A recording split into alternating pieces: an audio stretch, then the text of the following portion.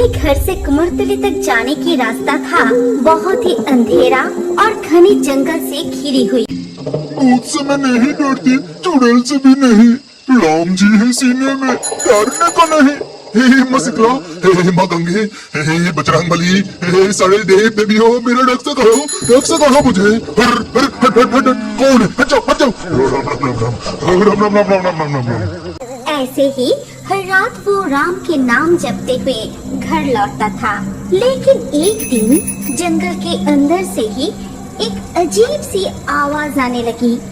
बचाओ बचाओ, कोई है इधर, मुझे बचाओ, जल गया, मेरा सर जल गया। ऐसी आवाज सुन के रामू तो बहुत डर जाता है। अरे बाप रे, कौन है इधर?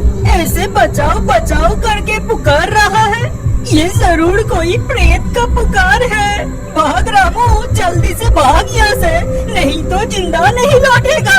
ये कहकर वो तेजी से साइकिल चलाते हुए वहाँ से भाग जाता है और घर पहुँचने के बाद वो जोर जोर से हंसने लगा। उसे देखकर पत्नी कमला ने बोली, अरे ये क्या हुआ तुम्हें? तुमने कोई भूत देखा क्या? इतनी जोर से सांस क्यों ले रहे हो? वो कोई मामूली भूत नहीं था, बहुत बड़ा कोई डरावना प्रेत था। लौटने के समय मैं सांप सुना था, कोई बचाओ बचाओ कह के मुझे पुकार रहा था। डर से मेरा ही जान निकल रहा था। मैं जाऊँ उसे बचाने? मुझे फंसाने के लिए ये जरूर कोई प्रेत का ही काम था। ये क्या कह रहे हो? अगर सच में वो भूत तुम्हें मार डालता तो? हे भगवान, तब मेरा क्या अनर्थ हो जाता? मैं कैसे जी पाती? इतना रोने की कोई जरूरत नहीं। ऐसे रो रही हो जैसे प्रेत ने मेरे गला दबाकर खून ही चूस लिया है। कल से रात को देर करना ठीक नहीं होगा। वो सारे काम खत्म करके जल्द ही घर लौटना पड़ेगा। हाँ, वो ही ठीक रहेगा। अगले दिन सुबह रामू रोज की तरह ही काम पर जाता है। उस दिन रात के 8 बज रहे थे जब रामू काम से लौट रहा था। तभी उसी जंगल के रास्ते से घर लौटने के समय अचानक जंगल में बहुत तेज एक ठंडी सी हवा चलने लगी और इसके साथ साथ फिर से चिल्लाने की वही आवाज आने लगी।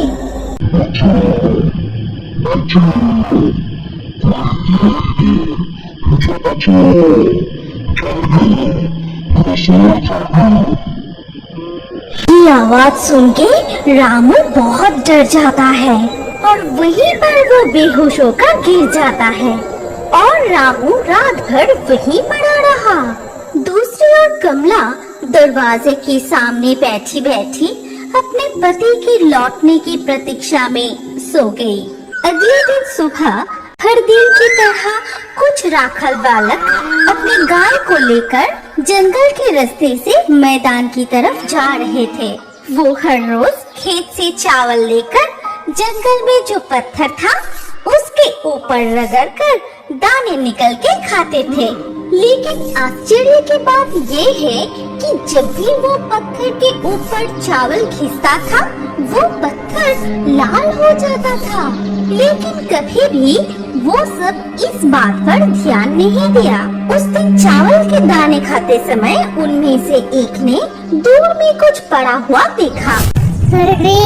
उधर दूर में देख नेपला, लगता है जमीन पर कुछ गिरा पड़ा है। तभी वो सब एक साथ वहाँ जाते हैं। फिर देखते हैं कि रामू बेहोश होकर जमीन पे लेटे हैं। अरे ये तो रामू काका है, लेकिन यह ऐसे क्यों लेटा है? जल्दी चल रामू काका के घर ये खबर देते हैं।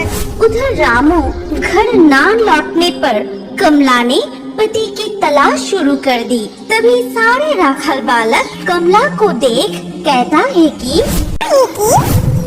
कमला चाची, कमला चाची, जल्दी चलो, उधर रामू चाचा जंगल के रास्ते में बेहोश होके गिरा पड़ा है।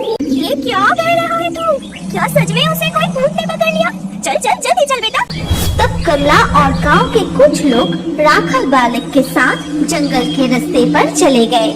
फिर रामू को वहाँ से उठाकर घर ले आए। उसी रात रामू को बहुत तेज बुखार आया और 2 दिन से बुखार कम नहीं हो रहा था।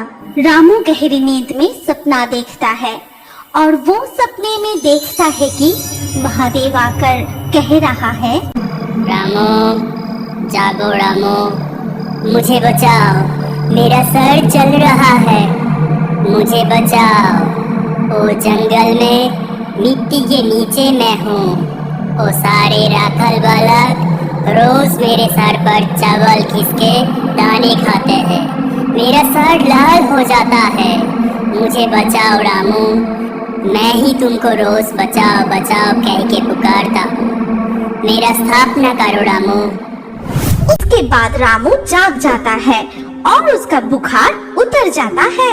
फिर सुबह रामू पत्नी को उस सपने के बारे में खोल के बताता है और सब कुछ सुन के कमला कहती है, तुम जो बोल रहे हो क्या वो सच है? फिर तो हमें जाकर देखना चाहिए, सच में वहाँ कुछ है क्या? उसके बाद रामू और कमला राखल बालक के साथ उस जंगल की ओर चल पड़े और वहाँ पहुंचकर रामू ने उनसे कहा, ए नेपला, तुम सब कौन से पत्थर में चावल खिसकर दाने खाते हो? जल्दी बताओ मुझे। ओ उस तरफ झाड़ियों के पीछे चलो, मैं तुम सबको ले चलता हूँ। तभी उन्हें वो पत्थर दिखाई देता है। फिर रामू अपने हाथों से पत्थर के पास वाली मिट्टी हटाने लगता है। फिर अंत में एक विशाल शिवलिंग निकलता है। ये देखकर रामू कहता है, अरे नेपला, तुम सब इतने दिनों से क्या कर रहे थे? देखो, जल्दी माफी मांगो प्रभु से। राखल बालक को अपनी गलती का एहसास हुआ और उन्होंने महादेव से माफी मांगी। इसके बाद सभी गांव वाले मिलके उस शिवलिंग का स्थापना किए।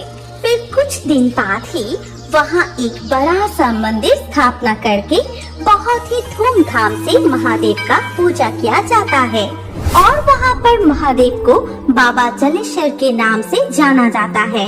उसी गांव का ही एक छोटा सा बालक धीरे धीरे करके उस जलेश्वर बाबा का भक्त बन उठे, जिसके माध्यम से ही बाबा जलेश्वर की महिमा चारों ओर प्रसिद्ध होने लगी।